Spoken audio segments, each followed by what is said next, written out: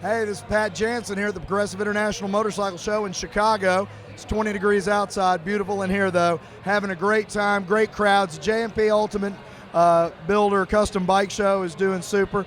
Even though it's got the longest name in the motorcycle industry for bike shows, that thing's incredible. That must have been a brainchild of Bob Kay and Jeff Nager.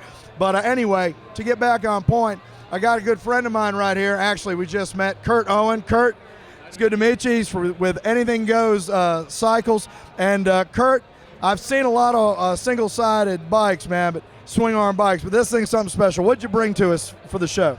It's a 1978 Harley FXS. We designed it with a single-side swing arm that utilizes a car wheel. We run motorcycle tires, hydraulic suspension, shovel head motor, and we worked very hard at trying to use a lot of car parts on it. It looks like it. Now, I've seen people use Ducati single-side swing arms and just kind of graft them onto the back of some V-twins. You created that swing arm. Yes, what we waited on is to figure out which wheel we were going to use.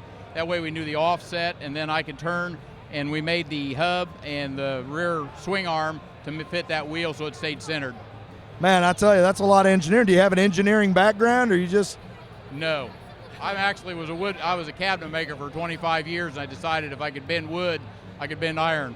Well, there you go. Well, it looks like you've done a great job. Now, how much of this bike did you fabricate yourself?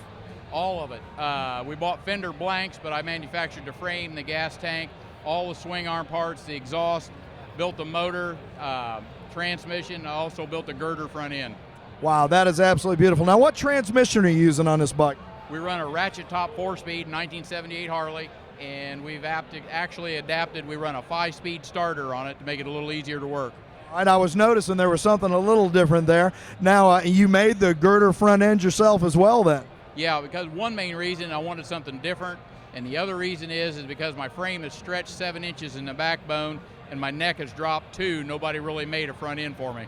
Yeah, that it has got a real unusual stance about it. And now, whose forward controls are these that you're using? The forward controls and hand controls are from Excel Components. And I love the way you've matched part of what you've made to theirs. It looks like the other parts on your girder front end came from them too, but they didn't. So that's pretty neat. Now, is there any performance upgrades to the motor at all, or is it a stock motor? The motor has been rebuilt. The heads are ported, polished, and flow checked. The crank has been balanced. The left flywheel's been lightened a little bit. We run 9-to-1 compression pistons, and we run a Leineweber cam with solid lifters, and the carburetor is actually off of a 67 Valvo car. It's an old SU. Oh, okay. Wow, you know, this thing is beautiful. Who did your paint? Dennis Roos out of Frankfort, Indiana did the paint on it, and it's all stock PPG color paint. PPG color paint. Wow, that's right out of the can, huh? And who did your seat, the beautiful leather work? My wife actually does the leather work, and she has a business called Butt Skins. Butt Skins, very good. Now, Anything Goes, what is your website for your shop? AnythingGoes74.com. AnythingGoes74.com. Well, man, I tell you what, Curt, you have done a beautiful job. I am a big fan of the old shovel head motor, and you have sure done something that I've never seen done with it before. So can't wait to see what you come up with next. Curt, thanks for being at the Progressive International Motorcycle Show. Hey, this is Pat Jansen signing off. You can catch Curt's interview on lots of forms of social media. You're probably watching it on one like Facebook now, but check YouTube out. It'll be there forever. Check out our other interviews that are also on social media. We'll be back in a little bit, so poke around the internet. We're all over the place.